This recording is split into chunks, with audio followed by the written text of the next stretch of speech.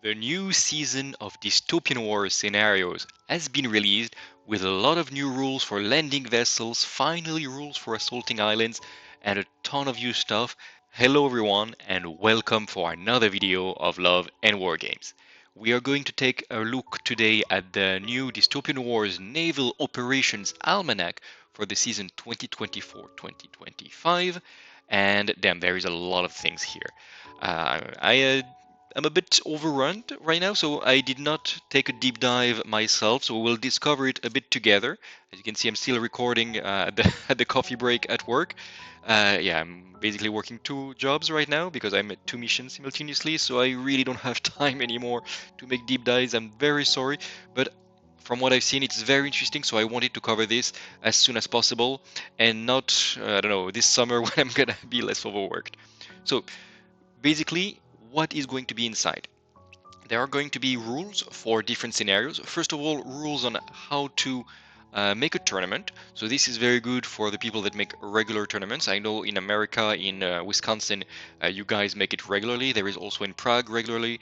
In Moscow, you play a lot of Dystopian Wars. So when you do it competitively, there are some official like Admirals tournament rules, and this is very well.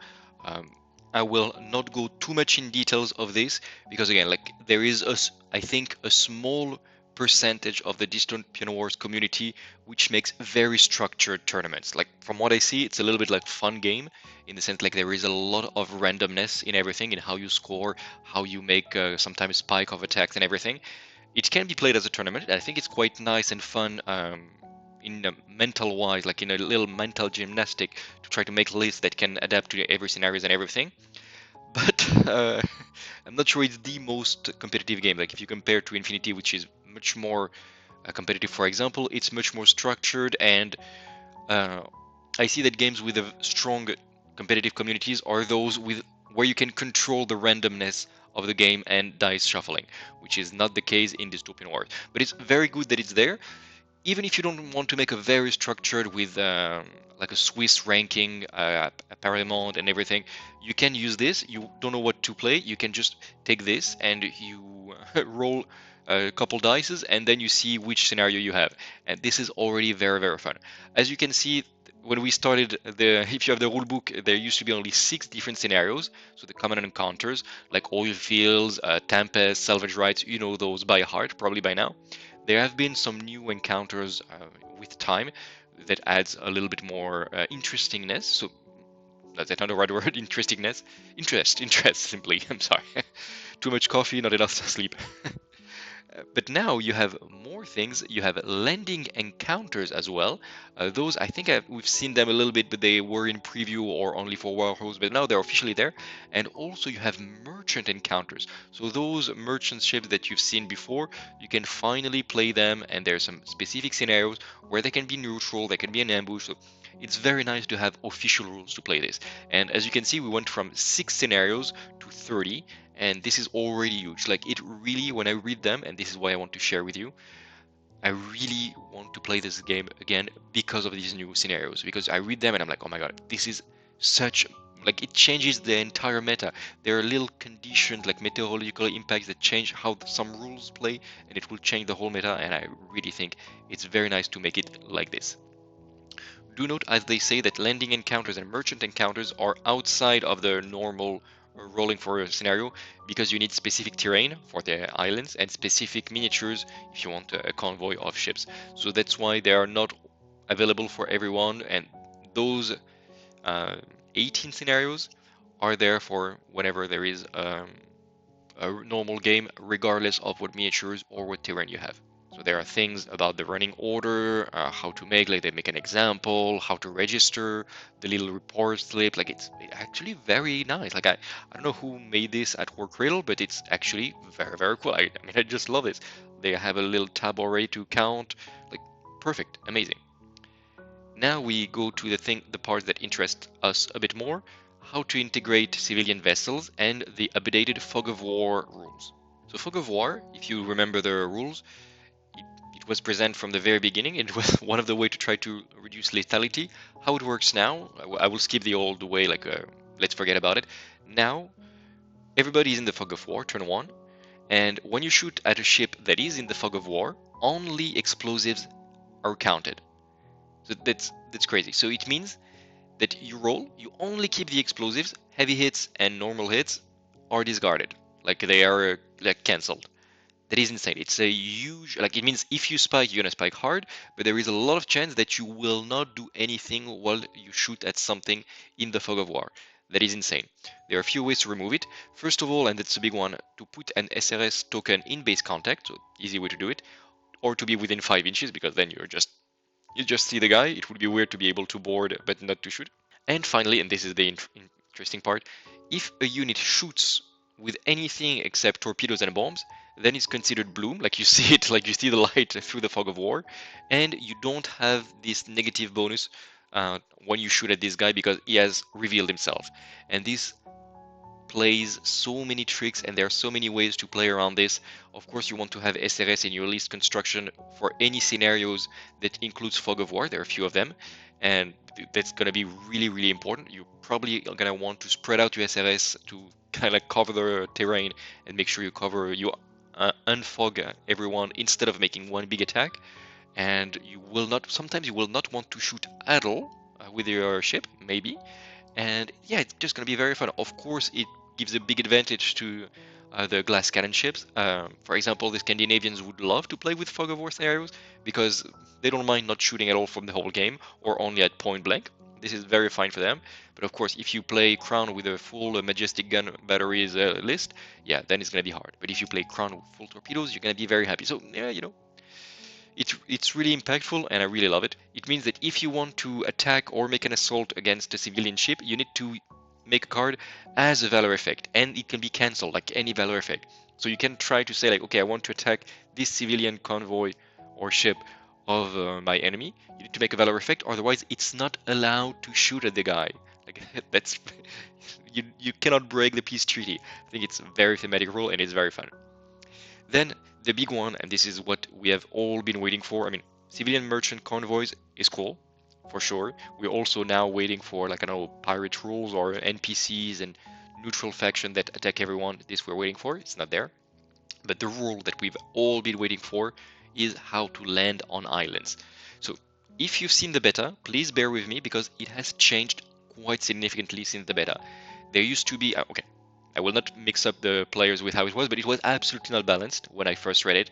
Basically, when you were on an island, it was extremely hard to kick you out, and yeah, and then you gain so many victory points. There was no way once you conquer an island and land and secure it to get you out, and you earn like 30 points per turn.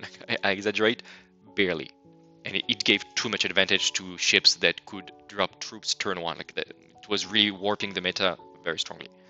But how does it work now? How is it balanced now? Well, I will tell you. First of all, there is one thing that is extremely interesting. All the ships that have the rule landing vessel gain +2 fray for each assault they contribute in, while they have troops still on board. So if they drop troops on an island, they lose -2 fray. They don't have the bonus. They don't literally lose fray capacity. This is huge because first thing, it's cumulative. Like you have 3 ships, 3 landing vessels, 3 Fury, for example. Well, it's cumulative. You're gonna have your bonus, your rerolls and everything, and +6 to the fray if all 3 of them attack and board the same ship. This is absolutely huge, and it gives you reason to have landing vessels even in a generalist fleet, because yes, you will not get points and you will not conquer islands and everything, but your landing ships will then be extremely good boarding ships. And this is going to be their role in a normal naval battle. I just love this. It's like +2 to the fray for every ship. It's not just a flat one for the unit. It's +2 per ship. Is massive. +2 fray. Fray is the capacity where just having 1 or 2 little hit, more or less, can change everything. So getting +2 or +4, +6 fray is huge. I cannot overstate this. And I love this very thematic rule. Now, you know the rule of landing troops. You just didn't know what happened after. You need to touch the island with your ship, like they make a little map here. So you need to touch a territory, it's called, not an island. And then you can make a special operation at your next activation where you will drop troop, then you can pivot, and then you can move already. Once your troops are on the island, how does it happen? There are 3 things to say. First of all, while you are on an island, at the end of the turn, you will gain points. The number of points is not per token, which was the case before. It is per island you control.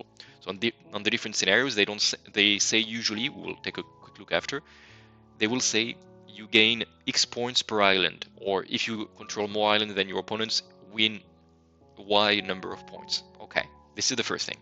Second thing, how to kill ground assault tokens once they are on an island.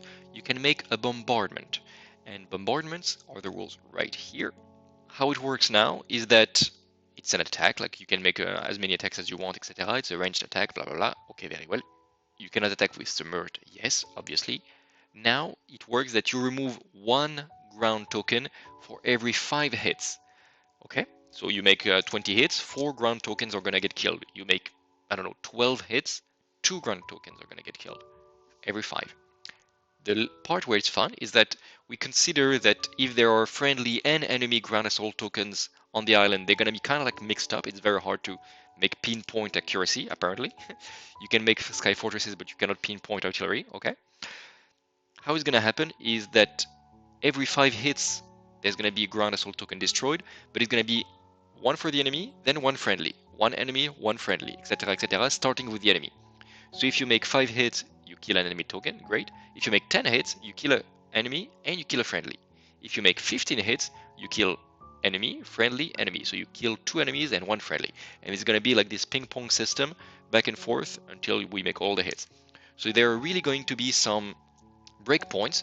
I think small weapons like rocket batteries or small gun batteries and everything are going to be great for bombardment because you want to make between 5 to 10, like 5 to 9 hits. This is precisely what you're aiming for. And you will sometimes not want to roll additional dice with explosives, but I don't think it's a choice. You have to roll extra dice for explosives because you will not want to kill your friends. But sometimes your gun batteries are getting a little bit excited and they shoot at your troops as well. So there's going to be really like 15 or 5 points that you're going to be the break points that you aim. Yeah, it's going to be quite fun and it's going to make you want to shoot a lot of different small weapons at an island to try to make some precision attacks. Because if you throw 50 dice at an island, everything on the island is going to die. Maybe it's your point. Maybe it's what you want to do. Okay, sure. To each their own. This is quite fun. This was the second thing that I wanted to talk to you about, the landing tokens. And finally, the part that is interesting is the ground combat between ground tokens. Okay, there is also a part about SRS. I'm not going to make too much time because otherwise it will take forever. And I want to give you an overview of the different scenarios. But basically, how it works now, and it was not the case in beta, it was almost impossible to kick an enemy out of an island by landing your troops. Now, how it happens, at the end of the turn, every ground token on an island fight each other, kind of like at the same phase as the SRS tokens, let's say. So this makes it a lot easier to get an enemy out because you can make a little bit of bombardment and weaken them, and then there's going to be the ground tokens. It's the first time that we see that both sides attack and defend against each other. So you're going to both roll your dice and you're going to keep everything. Your attack, your hits, explosive, etc. are going to be to make damage to the opponent. While on the same roll, your blues, so defense, double defense, are going to be used to protect from the hits of the opponents. And you're going to make a back and forth like this, and you're going to see how many troops you kill, how many troops you lose, and you continue. You make another wave of fighting, another wave of fighting, etc., until there is only one faction left on the island. I have to say, it is very, very interesting, and I think it's going to be extremely fun to play. Like, I cannot wait with those new rules to try to make some landing assault and to really have this back and forth between factions as you land more and more troops on an island and make some bombardment. It looks very thematic, it looks very fun, and I love this, and it couldn't be better. Like, I'm so surprised at how it changed between the beta version of those rules, which was super unbalanced and actually not very fun, to this, which is thematic and just look brilliant to play. So congrats to the teams at Parabellum. Absolutely not Parabellum, at War Cradle. I'm sorry, getting a bit tired. So they explained a little bit about the terrains, which is good if you want to play the pure rules. Again, hazardous terrain and treacherous waters can be very, very interesting if you want to play competitive because it really limits your movement, and this can be basically necessary. Like, otherwise some ships that have rules that ignore treacherous water are a bit like quite less good. Also, the rule they didn't change about the platforms, like when you have little you have sea fortress, let's say, if they are hostile, if they are inactive, how you can attack them, how it works. It's still the same, still very good. Like we did play test it a few times. If you look at our older battle reports, it works really well, and it's still the same system. So great for the scenarios that use them. And now we go for the new scenarios, like new. I'm just gonna make a quick overview of each scenario, all of them, and say what I think about each of them thematically. Are they interesting? Do they seem fun? And yeah, basically this. I'm not gonna say if it's balanced or not because that's not the point, probably. The first one is going to be Fog of War. You know it. It's always nice. I would say it's one of the scenarios that I would recommend if you don't want everybody to die too fast, because damn, Dystopian Wars is a very lethal game. Like we've had rumors about fourth edition, maybe it's gonna be a little bit less, but right now, like every time we play, even if we try to hide, like everybody's hit in turn one, but by the end of turn two, everybody's dead. Like what the hell? Like it's so lethal, and we have a lot of places to hide, which is very fun. It means the games are ended fast. But if you're there for a simulationist where ships turn around each other for like 5 turns, this is not it yet.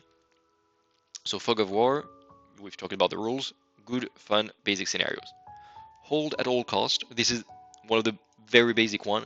You face each other, you make sure the enemy doesn't breach your line, and yeah, that's it. It's the basic one. If you don't know what to play, hold at all cost. Always a good version.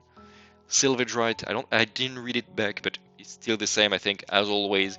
It's actually very interesting. Like it is a scenario-based game when you need to make some special actions and everything, but it's quite fun. It's very random though. You can have a lot of point for like there are a few rolls that determine if you win or not, basically. Because when you check a wreck, a blank you have 0 points, a counter you have 3 points, and explosive you get 10 points. So basically, either you make sure your opponent doesn't approach a wreck to salvage, or you just pray that you make explosives. So it's not very balanced, but it's very fun. If you want a little evening game when you don't care who wins, it's a very fun game for a soft objective play without too much in the way. Oil Fields is probably, it used to be one of our favorite for a little game that maybe sometimes we didn't even record for a battle report, because it's very fun. You can make two nice little stations and you fight around it, and they are like inactive stations. You play around, you try to attack and the enemy station and defend your own. Still extremely fun, and yeah, just very cool. We know it. Rule the Wave, another very basic, like, in the good sense, scenario where you just need to control to have troops in the four quarters of the table. Again, it's as good as All at All Cost when you just don't know care what to play. You don't want a scenario, you just want to shoot some enemy ships. Well, play Rule the Waves, very good. And finally, the last one that was there from the beginning, the Tempest. Uh, it's it's a little bit, if I'm being honest, the Tempest. It's basically the center of the map is dangerous, and there are some bad things that can happen. You can have shredded defenses, you can be struck by lightnings, etc. It's a little bit complex for not much. If you have a maelstrom terrain to put in the center, great, go for it. Otherwise, I think it's a not that fun a scenario, especially when I compare it to the other ones that really impact the gameplay. If you want something that doesn't completely change the meta, but you would like to have some funky terrain and funky like maelstrom, yes, it's okay. Otherwise, not my huge recommendation. Then we start to go with the new scenarios, though that were not there in the base game. There is the ambush one, very fun. This is very cool. You can make some very fun like, ambush scenarios. We played one of them like years ago. It was one of our first scenario, and yes, ambush are very fun. It's not always to the benefit of the attackers, because ships in the center, if they can shoot like left and right, their broadside very far away, or for example, when they have ships that have weapons a little bit everywhere, it's quite nice to be in the center actually.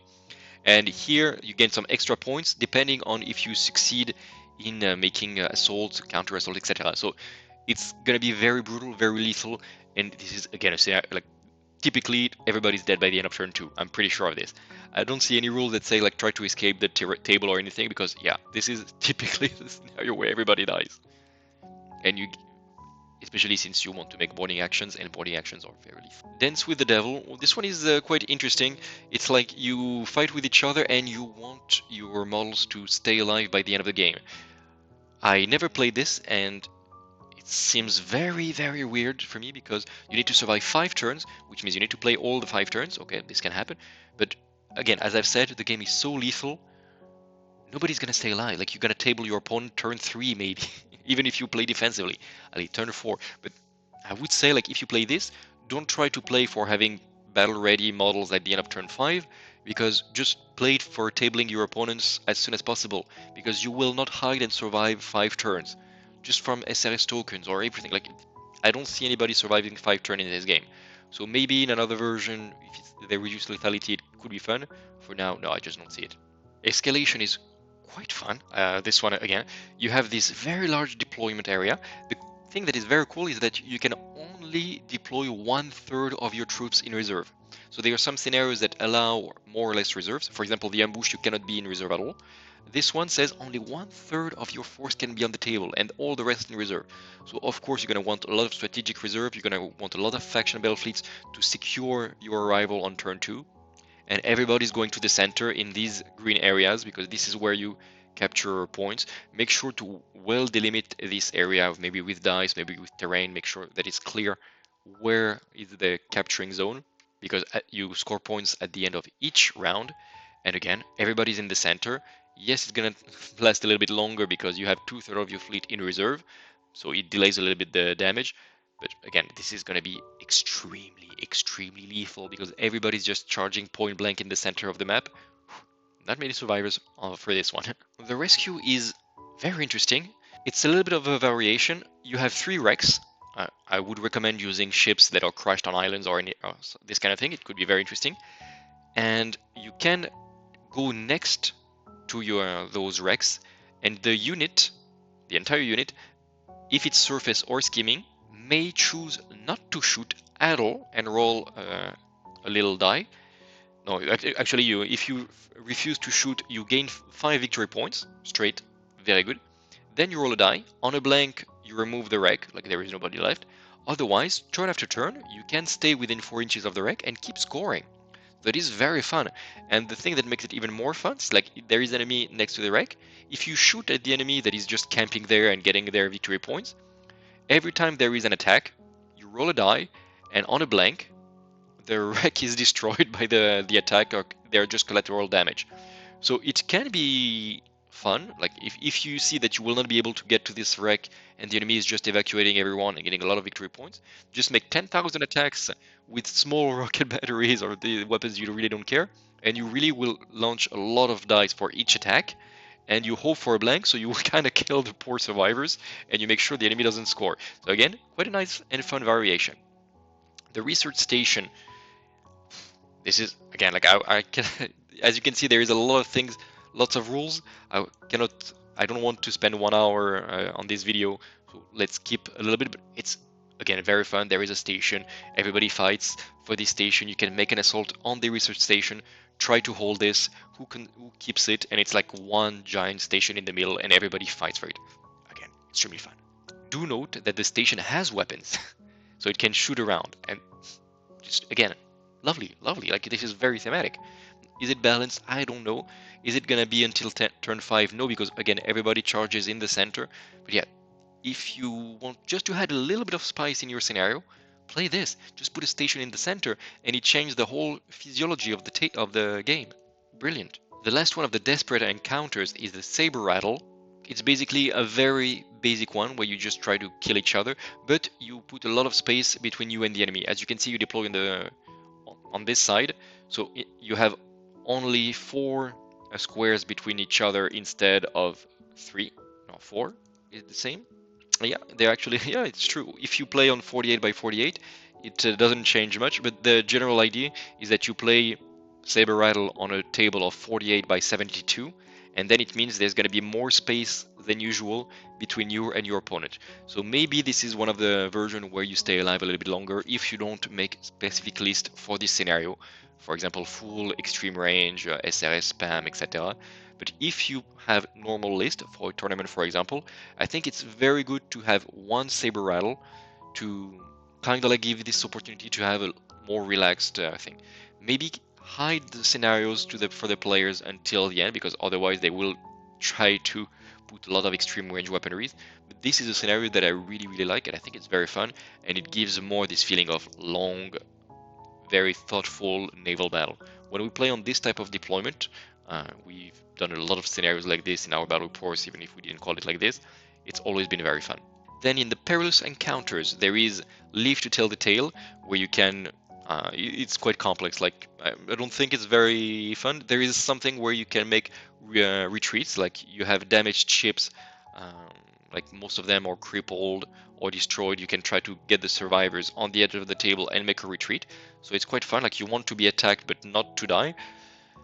It's I'm not sure how it's gonna play. I think it's gonna be very complex. If you really want to play brain games with your opponent, that could be fun. But I think it's it's gonna be a lot of work for not too much. But if it's your fun, let us know in the comments how it plays because I'm quite interested in this one. It just seems a bit too complex for my taste. This part about surveying, oh my god, this one looks very interesting. There are some islands and you can go there and make some survey, and then there can be contacts, and this is like brilliant. You can put a little survey token, and then you have a dice roll, and depending on how it happens, you can gain some points, yes or no. And again, only surface or skimming can fulfill the objectives, and this is something that the game is trying to push, is like less submarines. Well, they were not OP, but okay, and especially less aerial units because they cannot compete in objectives. And I'm very happy of this because it really pushes to make less full aerial ships. I love aerial units. They are the most beautiful in my opinion. So of course we're gonna, if you want to make a full aerial against full aerial and it looks beautiful, as you have seen on the channel a few times before. But if you want a balanced game, I'm very happy that they promote the fact of having some skimming and some aerials as well. Sorry, skimming and some surface as well. So survey looks fun.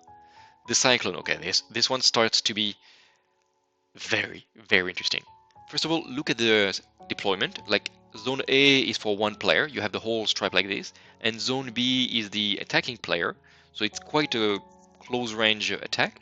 But what makes it even more interesting is that there is a special rule, like it's harder to make boarding actions. You're 2 inches further away for boarding actions, so you really need to be almost at the ramming stage to be able to uh, make a boarding. Also, you drift at the end of your activation. That is again something quite wow, that's a lot. And even better, the launching of SRS tokens or special SRS tokens, you consider your half. You have half the range you usually have. So 40 inches become 20, 30 becomes 15, 20 becomes 10. Like wow, this can really be hard. First turn you can make combat air patrol to be like okay sure whatever, but turn 2 you really will need to put your aircraft carriers closer if you bring aircraft carriers, because yeah it's gonna be needed. If you know in advance the scenario, then you can tailor your list, but I consider this more in the sense of like okay we roll the dice, we see which scenario we play, or in the case of our tournaments sometimes you will not be able to tailor your list, and this is when it's going to be the most interesting. Like how do you handle your your list with 3 carriers when you're gonna have so much inconveniency in sending your SRS tokens. Lovely. Outpost assault, there are 3 stations, you need to capture them. Obviously they have active rules, so it means they will shoot at you until you take control of them, and then you can shoot at the enemy. I'm starting to go fast on the scenarios, but this is one of our favorite. We've played this already um, once or twice in our battle reports. This is amazing. I love this scenario. It's great. You have these kind of like NPCs, factions that have these very clear rules of how they engage at the end of each turn. It's very fun, it's very thematic, and one of my favorite scenarios of the entire book so far amongst those that I've played.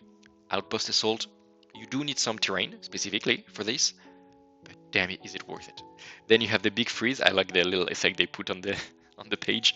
The big freeze, this is quite insane. There are the rules of the like there are different status that can happen at the beginning of each round. There is a chance that it's calm sky. Okay, no effect. Thick fog means there is fog of war for the turn, and this is like quite insane. Like it means some turns you're gonna have fog of war, some turns not. Insane.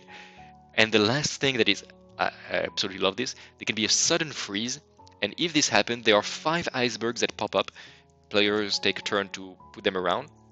They need to be like within 5, they cannot be within 5 inches of another model because you cannot just put it in front of the enemy's battleship and be like, deal with it. But just the fact that it can happen like 1 turn out of 3, there's going to be fog of war, and one turn of the threat is gonna be just 4 turn icebergs popping. Love it. Like this is extremely thematic, and it looks very very fun. And finally, we get reasons to bring our icebergs, like extremely fun scenarios. Do note that only one half of your units are deployed in this scenario, and the other half needs to stay in reserve. So if you want to play chill, to play more tactical, and to not have everybody die by the end of the first turn, this is my go-to. Like I really want to try this even more than the normal Fog of War scenario, because yes, it's a little bit more complex. If it's your first game of Dystopian Wars, maybe not, but having half of the thing on table and half in reserve probably make sure that, like, official rules say that your reserve need to come from behind and not from behind the enemy lines. It's gonna be better. This is gonna make sure that the game lasts a little bit longer. Plus, sometimes Fog of War keeps your life for longer, great. And the sudden freeze, like, isn't it brilliant to have some turns when you're just like, oh, sudden freeze, icebergs everywhere. This is very fun.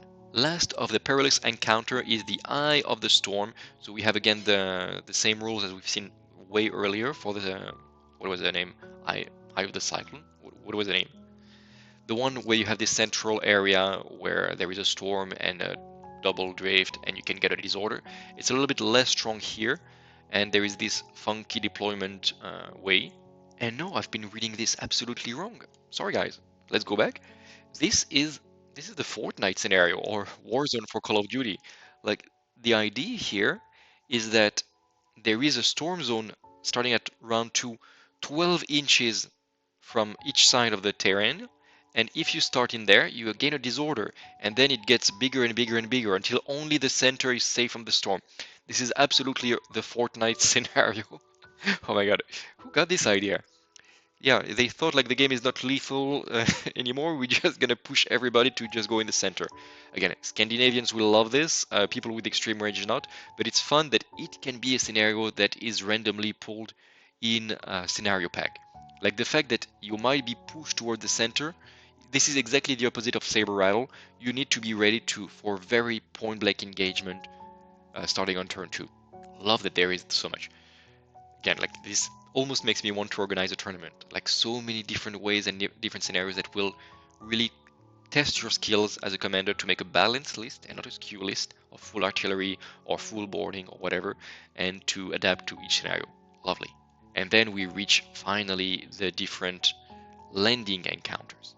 And to cover these landing scenarios, as we can see, we changed the appearances because unfortunately I had issues with the sound. I didn't record, and then I got very busy, and I'm sorry, I was supposed to release this literally the day the rules were announced, and then I got very busy with the work and everything, and well, we're a bit later now. Anyway, let's cover the rules for the landing scenarios, and the first one is going to be the most basic one, Isla Dorado, and I'm very excited to play like on these terrains and scenarios very soon. This one, how does it work? There is one island, one important territory in the center where you can land right here. And basically the rule is that when you land on it, you at the end of the turn, if you control this territory, you gain 10 victory points, which is absolutely massive. And this is on top of the victory points that are normally scored.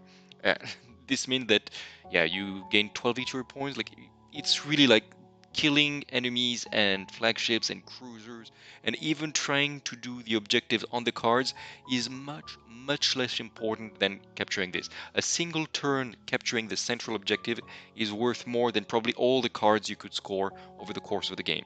12 victory points is absolutely massive, and yeah, it's fun. I don't know how much balanced it is. I guess everybody drops everything in the center, and then someone makes a massive bombardment and everybody dies. Probably not balanced, but very fun to have this massive battle. One way I'm thinking of making it a little bit less lethal is to have one territory in the center, but that would be one island divided into 3 parts, for example, or maybe at least 2 parts. So you can drop either on the left or on the right of the island, and so you have to choose where to bombard. I think this could make it nicer. Still allow units like ground units to move when you deploy them or at the end of turn, something like this, to move from one part of the island to another that is adjacent. So you still have this feeling of having only one island compared to later scenarios. But I still do believe that having one island and all the fleets shooting on it means any token on it will just get obliterated very fast. Still very fun. Another very similar scenario is going to be Castaway, and basically the exact same one, except there is 3 islands instead of one, so no need to divide it. Each territory gives you 5 victory points on top of those that you usually get. So if you dominate the entire map and you control 3 islands, you get 15 victory points plus, like, is it 2 per island? Like, this is absolutely massive, but then again, it means you are literally playing the objective on 3 islands, and you have at the minimum 3 different landing units that are capturing everything. So yeah, if it is in a tournament, like, you deserve to win this if you bring 3 landing vessel units. I do believe this is going to be the standard like landing scenario, because it's not just one massive island where everybody fights. It is a little bit more tactical, and yeah, it means you can control maybe this island, maybe your opponent is going to get this one, and then you converge and you fight for the central one. Could be very interesting, and I think, yeah, more tactical overall. Then you have coastal erosion, which is probably, I think, my favorite encounter in the entire book, and I cannot wait to do this. It's basically the Normandy landing. Like, it's a massive offensive operation where there is one defender, and they recommend to have some land here to signify that there is a, like, really a zone to defend. And the guy in red wants to make a massive assault and land as many troops on the back. So this entire edge here, we can see here, where it's written territory, is considered territory for the purpose of landing vessels. So any ship that touches the edge of the board can make a landing. And of course, it's cooler if you just make a real like beach, like with one massive island that closes the entire map. I've seen a few people, I think Speed Demon Painting has it, and I've seen other people do that. But yeah, come on, we all play this so we can make a Normandy landing style operation in Dystopian Wars and continue it in Armored Clash. By the way, as I record this video, literally today they teased that air units are coming to Armored Clash. So yeah, the more the time goes on, the more you can make a very beautiful narrative campaign with Dystopian Wars / Armored Clash. I could tell you that each GAT on the beach that you land is 4 victory points, which is insane, because if you put, for example, 3 midways, which have heavy vessel, if I'm not mistaken, it's going to be 18. 18 times 4 is going to be 72, if I'm not mistaken. Basically, you have 3 midways go through, you've won the game. Can it be? Yeah, 18. Yeah, it is just absolutely insane. 72 victory points. But yeah, it, you don't play this to have a very balanced tournament style encounter. I don't think this will ever be a scenario for tournaments, or maybe a very specific type of tournaments. But with friends, like, I mean, you have to play this scenario at least once. And for extra cool fluff points, maybe get some ground units. Maybe bring some ground units from, I don't know, the old Spartan games or something, where they had these huge land ships. Put them on the ground and just say that they have, like, I don't know, 2 heavy gun batteries, or make them like aircraft carriers to send 4 SRS per turn, and get them targetable, like if there were platforms, like, you know, the fortified platforms that you can put on the sea, and then you're gonna have one massive, beautiful scenario. Next one, and this one, I like the concept. I am not sure of the execution. It's called Archipelago Control. Archipelago Control, I'm not sure. In French, it's Archipel. I'm not sure in English how it is. Archipelago.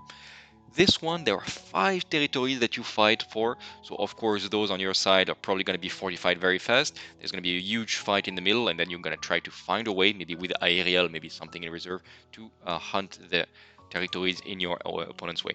You only score as normal, so at the end of each turn, you don't care very much, except the normal rules of capturing territories. So, yeah, 2 victory points per island. But at the end of the game, you basically auto-win, almost, because if you have more islands under your control at the end of the encounter, you score 20 victory points. And yeah, as you know what I think of this, the game is extremely lethal. Like, you very rarely see us go beyond turn 2, because at the end of turn 2, one player is nearly tabled, sometimes purely tabled, even if you have a lot of terrain and try to hide and everything.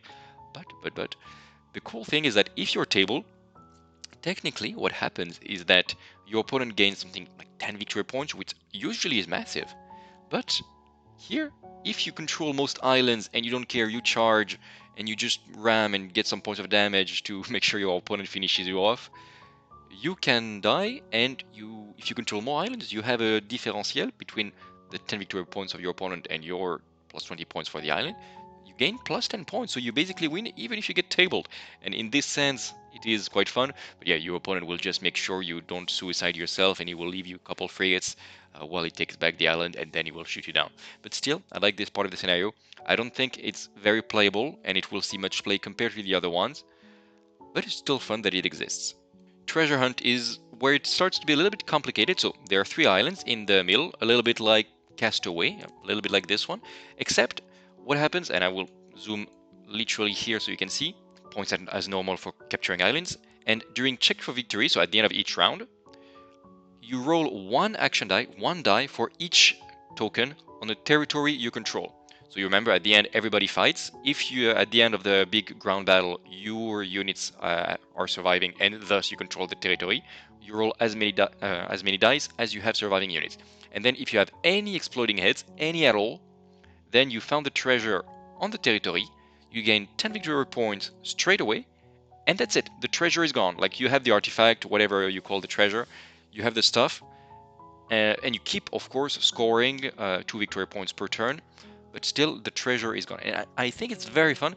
It does reward a lot units like fleets that have deep striking turn 1 landing vessels. I'm thinking of the Sultanate, who has Turkish that can just drop hidden right behind an island and drop a lot of troops with heavy landers, which is fine. I'm not saying they need to be nerfed if they stay like this, because their Sultanate ILs are terrible units, but if their trick is like to play very good objectives, especially on these scenarios, why not?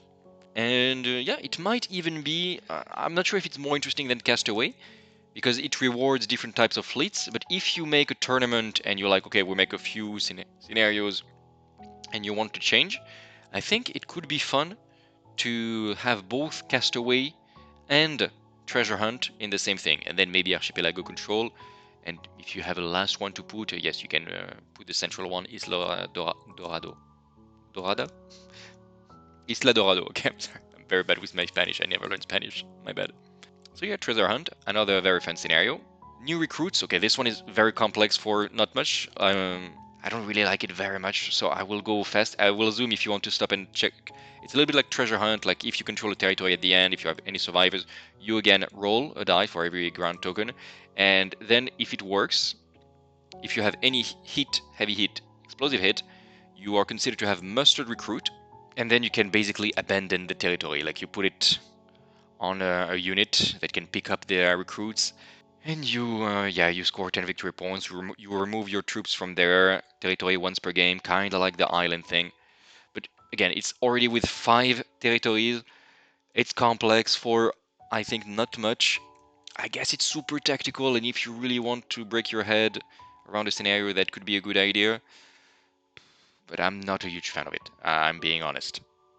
Too complex for not much fun. Then we start with the naval, like civilian merchants scenarios. Those are fun. The first one, you've seen already the scenario. We try to make it. No, you have not seen it yet. I'm sorry, spoilers. But we try to adapt this scenario, where a Union aerial convoy is being ambushed by 2 different players making a rush for it. Expect the battle report soonish. I still have quite a few videos before that I'll probably release. But still, you have ships from the player A here, and he needs to basically cross and try to survive. If the merchant vessel survives at the end of the encounter, you score 10 victory points, which basically means that you have tabled your opponent, because there is no way merchant vessel survives 5 turns. Yes, you can protect yourself by having Fortune of War and making sure your opponent cannot use his cards, but let's be honest, your ships with Fortunes of War will be crippled or sunk by the end of turn 2 or 3, and if you don't table your opponents, your merchant ships will be sunk turn 4, if you are very lucky. And the attacking player gets 10 victory points for destroying the merchant vessel, which is very easy, like very much easier. And the worst, if the merchant vessel is just crippled, then the player A scores 5 victory points. But merchant vessels are so fragile. If you get a chance to shoot at them, I think they're crippled very, very easily and sunk maybe in a single activation. So yeah, I'm afraid that this is a scenario that highly rewards, puts a lot of help on the red players. At this point, we just made the naval convoy NPCs, like non-playable characters, just with AI, because it's not fun to play this. I would say if you play the scenario yourself, try to make sure that try to make sure that player A has more units than player B, because player B can do whatever he wants to like flank and get the good ranges. Like he will put his aircraft carrier somewhere here. He will put his like I don't know, his Totem destroyers if he plays Imperium somewhere there. He can do whatever he wants, and the player A is gonna have a very bad time. So I would say give at least 25% more points for the player in green, maybe even more, because otherwise I don't think it's balanced at all. Player A is going to have a lot of points for killing the merchant vessels very easily. Like, that's going to be tough. But it can be fun, and if you play a narrative scenario, you just need to balance the scenario with the points and have fun. Do note that some ships, like for example, I don't know, the Anastasia, which has weapons everywhere, can shoot left and right very happily if you put it somewhere there. However, this is something that you have seen in the first ambush video that we did. It was at the very beginning of the channel. It was very fun, by the way, if you can make some archaeology and have a look at one of our first videos. However, now the Commonwealth fixed this by having upgrades to give 360 degrees weapons to their few ships that had this issue. So even the Anastasia or the what's the name, the Tobolsk especially, don't need this scenario anymore to shine. So yeah, not very balanced, but still very fun for narrative players. Don't put it in a tournament though. Rescue mission, I will go fast on this. Player B has some merchant vessels. Player Red attacks and doesn't have any. Basically, merchant vessels cannot be attacked. They are basically invincible. Maybe not invincible, like you cannot attack them, but I guess they can be caught in blast templates or flame templates. I guess it's not written otherwise. But basically, when you make a boarding action, like an assault against a ship, you take control of it. So there is a little bit cat and mouse game where you fight, and well, whoever controls the merchant vessel, yeah, the merchant vessel, sorry, there is only one. Whoever controls the merchant vessel at the end scores 20 victory points. Again, very fun, and you can play around the fact of being tabled in this. I'm not sure it's super balanced, but again, this is mostly a narrative because, well, it's not. Both players don't start with the same cards in their hands, but again, you don't need to have all of those being super balanced. It's gonna be fun. Having one ship like this that can be captured by boarding action is very fun. Like, look at what we did. Like, we did a lot of scenarios where there was, I don't know, there was Admiral Salazar, there was an artifact, whatever, and you just need to make a boarding action to capture this thing. Usually we make it so the ship that makes the boarding action captures the thing and brings it back, but here for some reason you want the ship to be yours, and having a neutral invincible ship is quite fun. Overall, I quite like this one. The next one is Hidden VIP. Okay, there are 2 mass 2 vessels and 2 mass 1s. Okay, you need to make a note. This is like very old style. You need to note which of your ship holds your VIP. If you manage to keep this ship surviving, then you scored 30 victory points. You've basically won. If the model is destroyed, the attacking player gets 15 victory points. But then there is a cargo marker on the floor, like probably the survivor, the admiral is floating, whatever. And then any unit, defender or attacker, that goes within 2 inches of the cargo marker at the start of its activation, then you can pick up the artifact, and you don't need to keep it for whatever reason, but you score 15 victory points. Basically, if the model is surviving, the defender wins, basically. If the ship is destroyed, the attacking player has the advantage, at least. And then it's a race to get the cargo and to try to pick it up. Of course, the defending player knows which ship has this, so probably will have another ship in range to pick it up just in case. And there can be really like poker game between the 2 players to try to make a mess of which is the VIP ship. Actually, is it the one where you see there is a frigate behind ready to pick up the cargo, but maybe you made this as a trick and your VIP is actually at the opposite, and it can be very fun in this sense. Again, not balanced at all, but very, very fun, I think, if you play it once with an opponent, and of course, even much better if you play narrative campaign and you put a little fluff flavor on top of it. This one is called It's a Trap, and there is a thing where you have 2 mass 2 vessels, so the big one, the Titanic one, or the, what is the name, the Olympic one? I think it is Olympic one, anyway.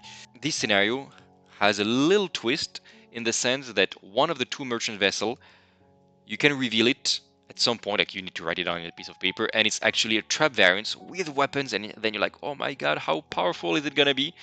Spoiler, not very much. It's not very tough at all. Armor 6, Citadel 11, 4/4, so it's basically a cruiser. So you do get a little bit of bonus. There is If this ship survives, you gain 20 victory points, and otherwise, if it's destroyed, your opponent gains 20 victory points. No points for just being crippled. What is funny is that it has a torpedo salvo and heavy broadside, and what is extremely hilarious is that it doesn't say like it operates as a standard merchant vessel, which means that you still do need, for whatever reason, a card, a Vela card to attack it. So if you're a bit tricky, keep your Fortunes of War ship all the way to the back, and just send this uh, ship with heavy broadside in the middle of your enemy fleet. It will be almost invincible, like as long as you keep burning cards to prevent your opponents from attacking it. And then you have a ship with heavy broadside, invincible in your opponent's line, because technically it's a merchant ship. You don't have the right to attack it. Very fun scenario. Again, narrative one. I'm not sure how you make it. Like this is more a meme scenario, to be honest. I'm not sure how you make it work fluff-wise, but still it's very fun if you want to do this. Like, again, a little bit of poker face, play it once, and it's gonna be fun. I'm not sure you want to play it a lot more. We're nearly at the end, and this one is probably the most complex scenario of all. It's called Cape of Destruction. This is insane. The green territory is a place of deployment for the defender, and this dark green is supposed to be islands or ground. Like, it's supposed to be made of ground, because this is kind of like Normandy landing, except this is very complex. Except on top of being a Normandy landing, the green player, so the defending player, tries to escape with merchant vessels away. So you have civilians from the green that needs to reach the red deployment zone in order to escape, and it gives you points. And on the other side, it's a landing operation for the attacker. So while he tries to shoot down the merchant vessels, he also tries to put his ground assault tokens there. It is extremely complex. It's both a merchant and a landing operation.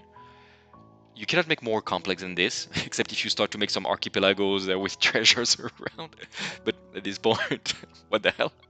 And yeah, but it's very fun. I do believe it's a more complex and tactical and thinking man's Normandy operations. I do still believe that if on that channel we're gonna make a Normandy landing, and probably we will, because come on, we will make the simple one with just a lot of weapons, and it's still gonna be absolutely massive. But if you want a more tactical one, this sounds like very interesting, because both players have two objectives, and they need to attack either by landing, either by making your merchant ships escape, so you need to keep Fortunes of War to protect them. And at the same time, you need to defend your backline. So it's very, very interesting. It's asymmetrical, and I really love this scenario. I love the concept. It's a bit complex again. So absolutely not for beginners. Don't make a player test Dystopian Wars for the first time on this scenario. But if you're a bit bored and you've been playing a lot once in a while, this is actually quite great.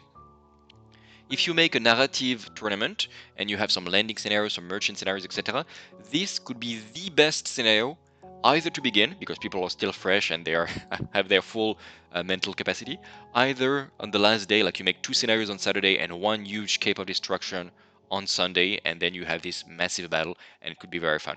Overall, I love it. And Ship Graveyard, well, it's a bit complex.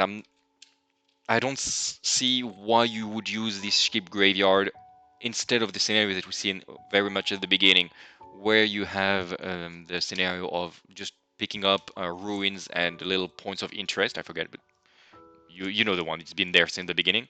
And you use mass one merchant vessels, and you can put it around. And again, you go around. You make at the start and activation a search roll. So again, a bit the same thing, except it's with merchant vessels instead of just whichever token you want to put. Maybe just use merchant vessels to make very nice tokens. But yeah, it's fun. The points are a lot, and it's lots of variation, because when you make a search on a blank, you have nothing, and that's it. It's gone. And on a heavy counter, 5 VPs, and for example, exploding hits, 10 VPs. So it's basically, you don't win because you are lucky. No, sorry, you don't win because you made a huge tactical decision. Maybe you win because your opponent made 2 blanks on the things he captured, and you made 1 exploding and 1 heavy hit. And that's it. And you can be tabled, whatever, you still won. So, I'm not a big fan of this one. And yeah, basically use the basic one, or if you really want to do this, sure. But for me, it's, don't know where it is. Let's consider that this is the final scenario. Like, this is the end boss of scenarios for Dystopian Wars. I really love it, and but damn, you need the whole day to plan this. All right, I think I will conclude this. This video is well long enough already. I hope that you enjoyed. I'm sorry that it took so much time, but yeah, I lost a little bit of motivation when I realized I needed to record again, and I was like, okay, some news to cover, blah blah blah. So sorry for the delay. Hope you enjoyed. Oh, as always, YouTube things, thumbs up, comments. You know what you can win by now. Subscribe, share with your friends. Let me know what is your favorite scenario. Will you try the merchant scenario? Will you try especially the landing scenarios now that we finally have rules? I know that some factions don't have landing tokens yet, especially the Alliance. I want my drop pods, or the Sultanate either. They don't have it. Yeah, we're very excited for those. Do expect those scenarios in the future on Dystopian Wars. We will cover this, of course. Thank you guys for your continuous support and continuing to put comments and to like the videos and to come and to join the Discord as well. We have more and more people every day, so thank you very much, guys. Take care of yourself, and until the next video, remember to keep things fair in love and war games. Bye!